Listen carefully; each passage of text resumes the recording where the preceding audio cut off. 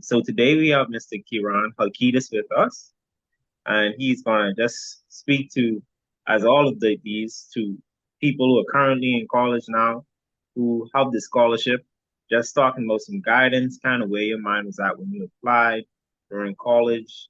Just go through that story again, and hopefully someone get a few answers, maybe a little inspiration, and we'll call it a day. So thanks for being with us, Karan. It's a pleasure to be here. Yeah, so speaking of here, I guess we could start with where you are now, because I know you recently got a new position back home. Welcome home again. Thank you. Yeah, I've just graduated in June 2025 from Western University. My degree was politics, philosophy, and economics, with a double major in Spanish. And I just started in September at the Securities Commission as a research officer. Very nice. It feels good to be home. I would say so. It's a bit of a weird feeling because I've been away from home longer than most. I mean, as you would know, I went to UWC before, United World College, Costa Rica, and then I went into university. So it's been 6 years since I've spent a period of home that wasn't over the summer. Got you. And how was like that feeling of being away from home? Did it like was it hard on you to start, or was it hard the whole time, or did it just feel natural to you?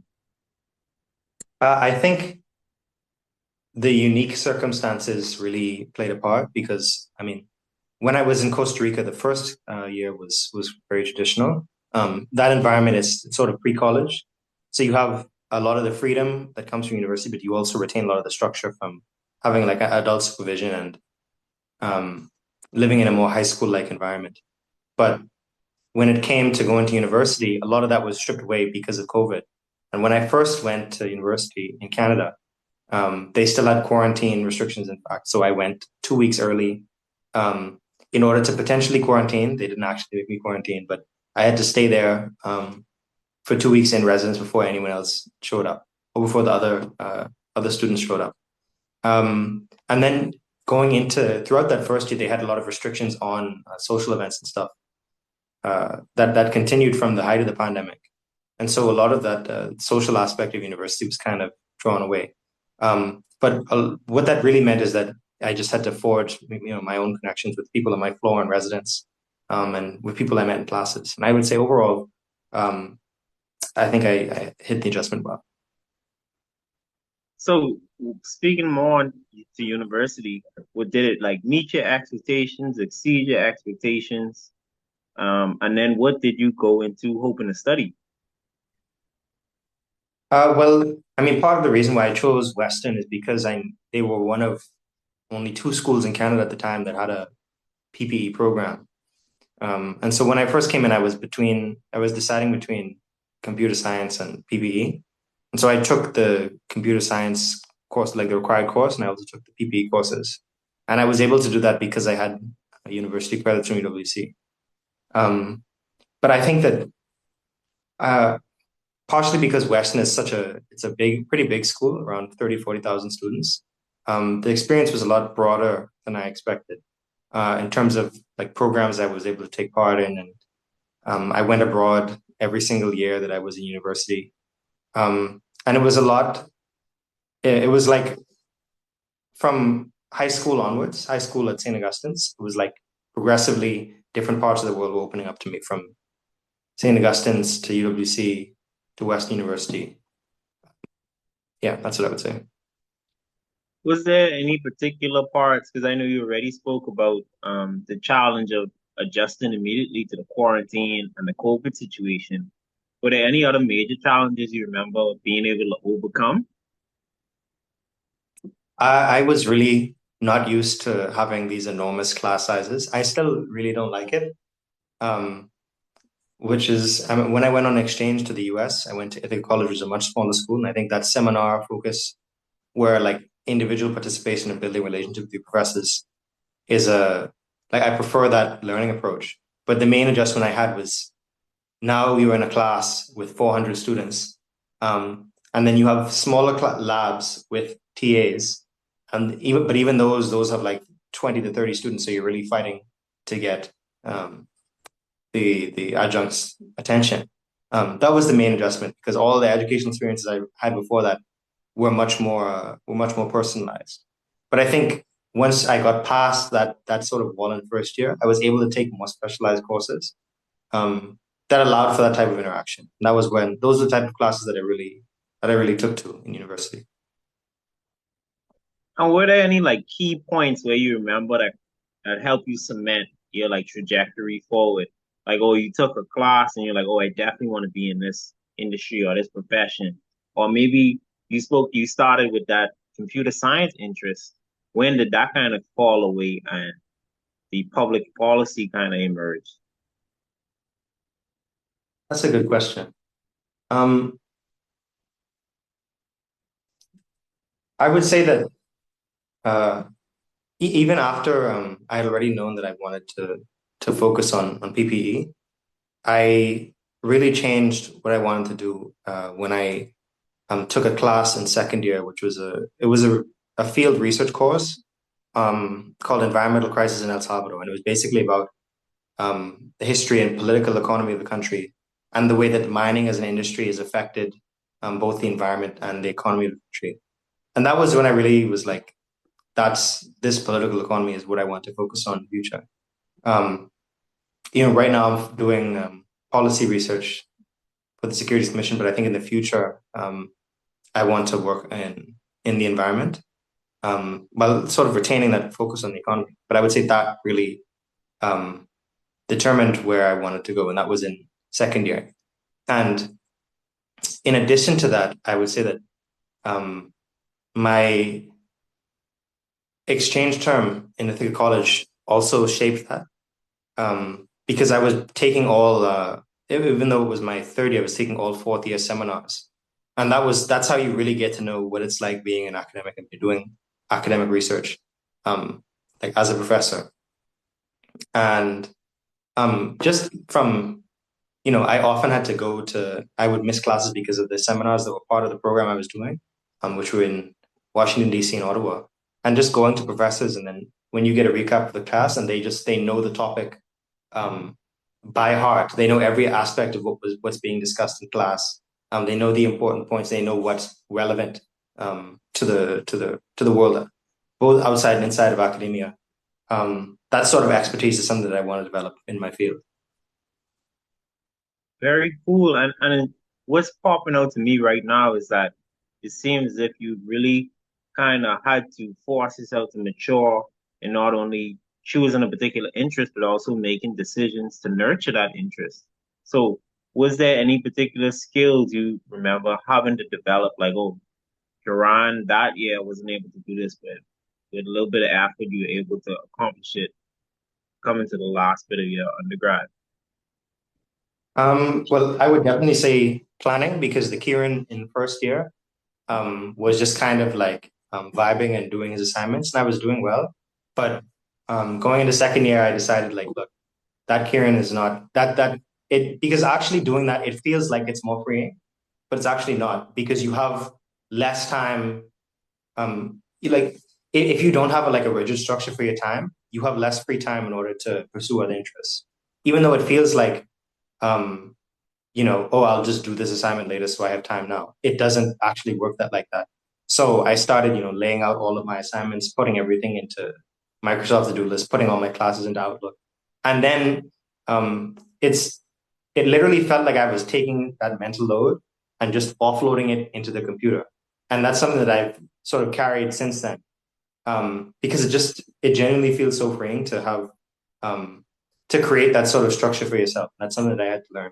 It's something that I didn't have in high school or at the United World College. I would say that's the major thing I had to learn. And where did you draw kind of the inspiration to learn that? Was it like a mentor, the internet, kind of just a self-discovery? That's an interesting question. I think I probably drew it from the internships that I did after my first year in university. Um, I interned here at Simplified Lending and at the Securities Commission, and it was then that I was sort of because before that point, I had already gotten used to applying and applying for different programs and opportunities at school. And it sort of bled out from, okay, well, I'm going to plan. I can do this during the semester. I have time to write this application and do this. And it bled out from, well, why can't I apply that same structure to doing my schoolwork? And that same structure applied to, doing the tasks that I was as a summer student. So I would say that's where I come from. I haven't thought about that in a while. So it seems as if you kind of adopted that to accomplish the goals you had in mind. And Definitely. you mentioned those applications. So were all the applications successful? Did you have to face some rejections in there? And how did you process those? Most of them were successful. Some weren't.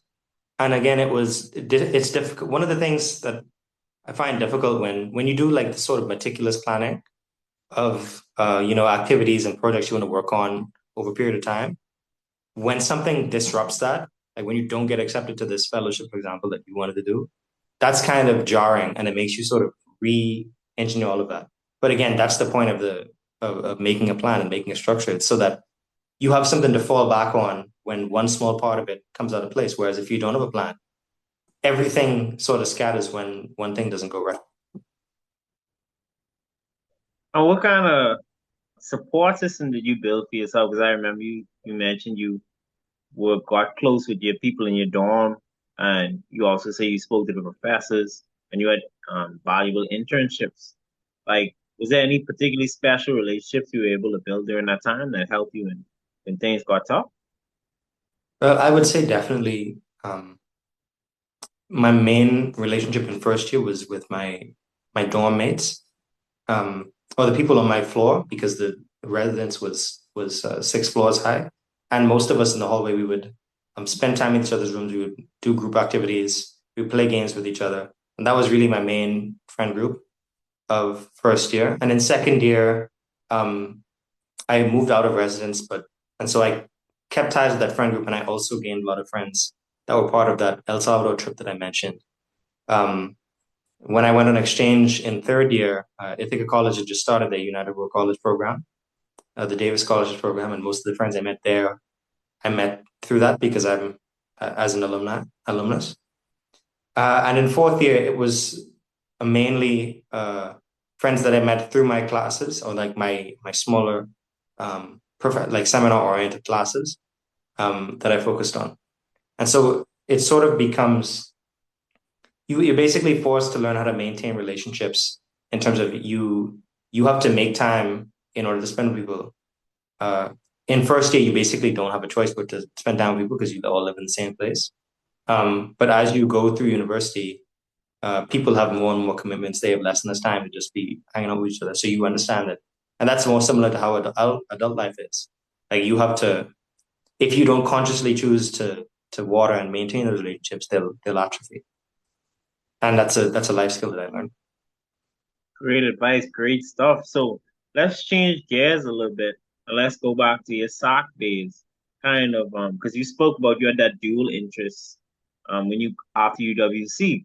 But just like me, when I was choosing UWC because we like graduated high school, we had to choose between that program versus college.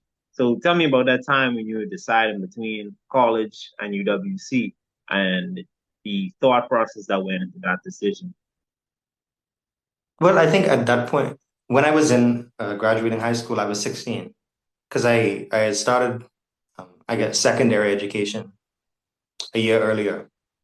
So I was graduating at 16. And at that point, I knew that I probably didn't want to go straight into university, partially because it was such a huge leap from high school, and then partially also because I knew then that I wasn't 100% sure about what I wanted to go into. And I think at that point, I probably would be in engineering on some level because I'd done the technical cadet core program before that. And that's a field that I probably would not have been very happy with. So um, the main that was the main aspect of my thinking. And I had met with people personally on the UWC committee, um, and they had said that they were all, for the most part, in very similar situations when they went to UWC, and it sort of crystallized, my motivation to go there in my mind to the point where, like, even before I took my, well, at St. Augustine's, you have to take all your GCSEs in one session.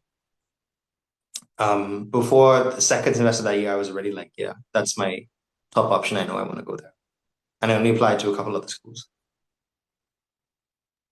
Very, very cool. And then so now talk to me about that same situ or similar situation you're in post UWC. And then also like how do you figure out or discover the scholarship? Hmm. Well, I applied twice for the scholarship. Once when I had graduated from SAC, which was during my university application cycle, and then afterwards, once I graduated from UWC. So I knew it was like, I mean, not just a great opportunity, but the premier scholarship opportunity in the country. And I knew that it could offer opportunities both in terms of being able to go to a university and also in terms of renown within the country. And that was my major decision in applying for it. Did you know anybody previously who like won the award or did you get to speak to them beforehand? Well, that's a deep question. I'm not sure. I know that when I applied in the second term, in the second time I knew you, but I'm thinking about the first time. I don't think so. I knew people the first time I knew people who were in my year at St. Augustine's who were applying at the same time because we went, and the only reason I knew was because we went in the same area, like the same time slot for interviews. But I don't think I knew people. I did do mock interviews with some committee members, or some like with some mock committee members, which included like one of my principal from primary school, who was helping me through the application process.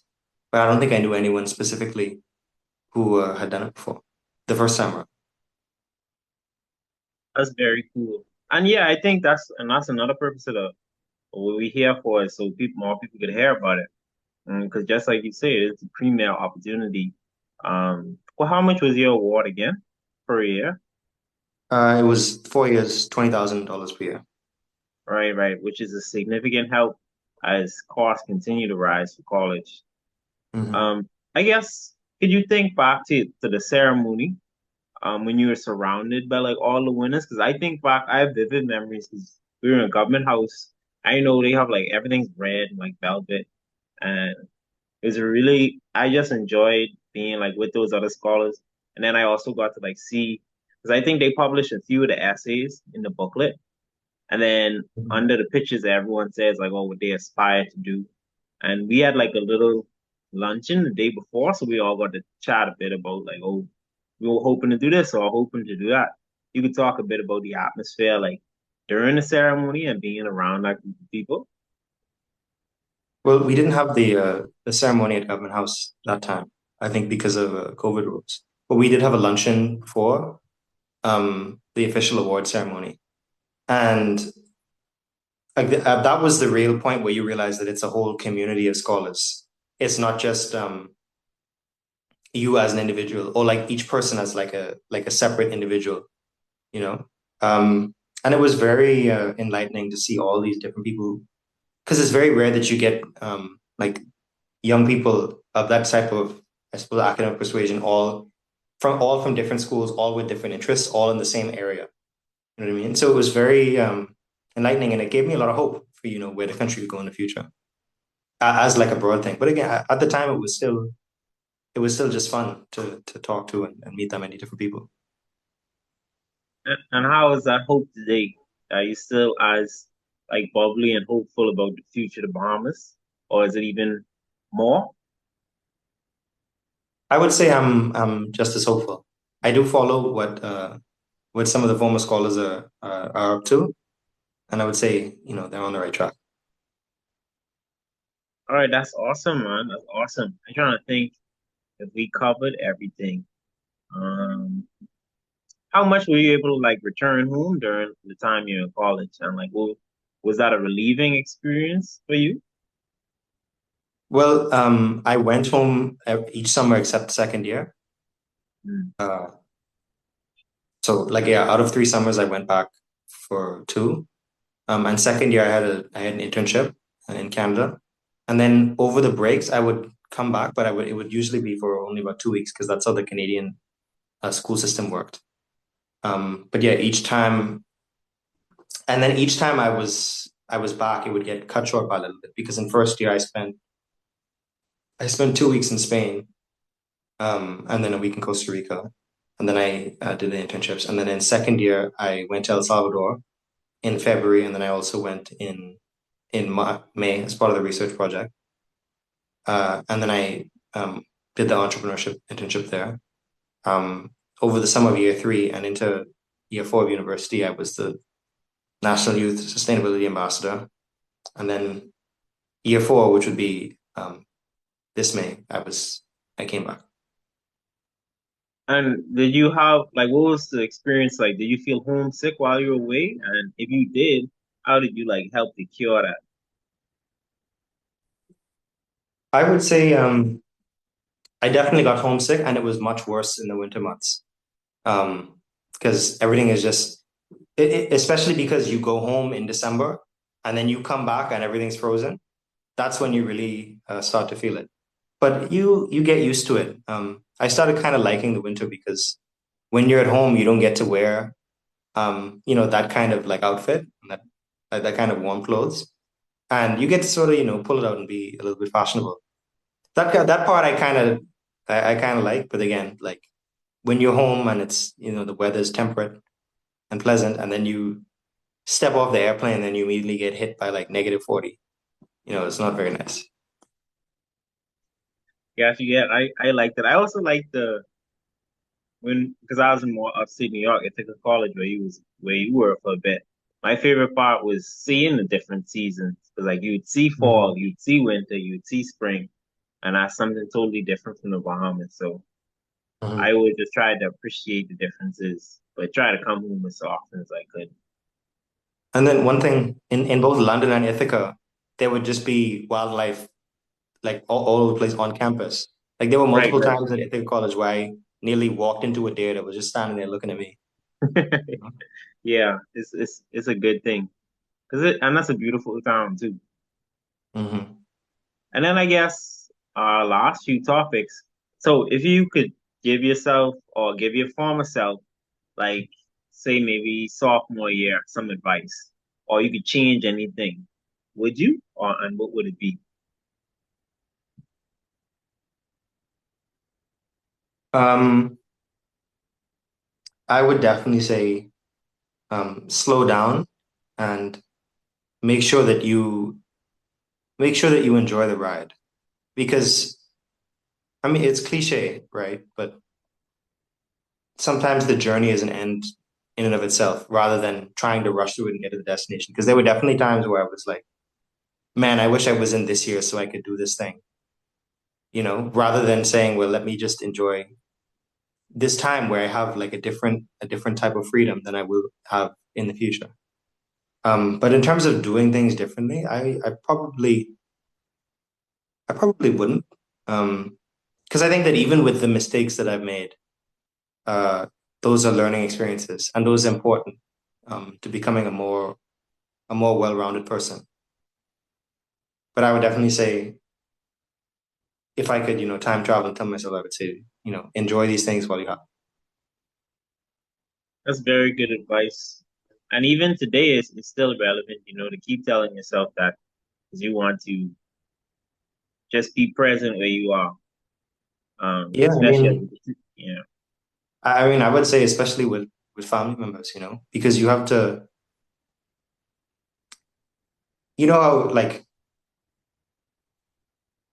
not to go into the specifics, but you really have to cherish people, while you yeah, have them. right, right.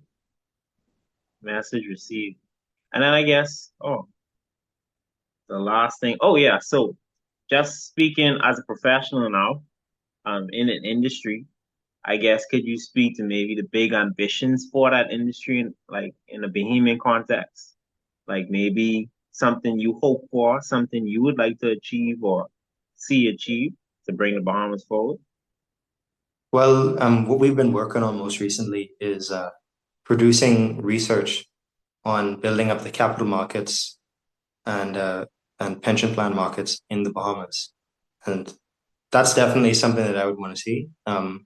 Just because it would help the local business environment so much in terms of investment and in terms of building up the economy. Because right now, basically, if you want to invest money, it's basically either you have to use savings products from banks, which yeah, they generate returns, but they don't really allow for reinvestment in the nation's economy, um, like traditional public offerings and things of that nature. Or you move your money out of the country, which also isn't good.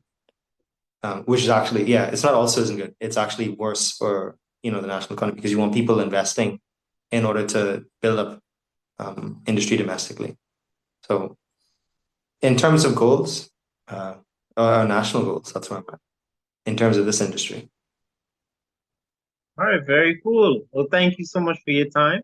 I think we could wrap it up here unless you have any more final closing words. Yeah. Well, thank you for doing this interview. I would say it was, it was really interesting and enlightening to look back at, what I've done through that lens. And I would definitely say that people who are thinking of applying to the scholarship should do the same, both like for your personal development and in terms of, trying to decide what you want to do professionally with the rest of your life.